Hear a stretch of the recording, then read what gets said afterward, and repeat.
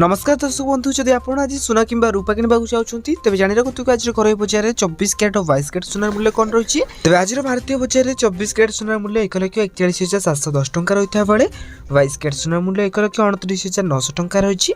ठीक से राजधानी भुवनेश्वर में 24 कैरेट सुनार मूल्य 10 ग्राम पिछा 1,41,710 टंका रही है बेले 22 कैरेट सुनार मूल्य 1,29,900 टंका रही। ठीक से मुंबई में 24 कैरेट सुनार मूल्य 1,41,710 टंका रही है बेले 22 कैरेट सुनार मूल्य 1,29,900 टंका रही।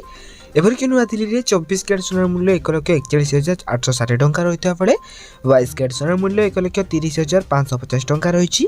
तेज दक्षिण भारत प्रमुख सहर चेन्नई में 24 कैरेट सुनार मूल्य 1,42,000 टंका रही है बेले 22 कैरेट सुनार मूल्य 1,30,200 टंका रही। ठीक से पूर्व भारत प्रमुख सहर कलिकता में 1,41,710 टंका और 1,29,900 टंका रही सुनार मूल्य। अन्यपटे रूपा मूल्य किलो पिछा 2,58,000 टंका होती। तेज यहाँ आज दिन सुनार सठिक मूल्य।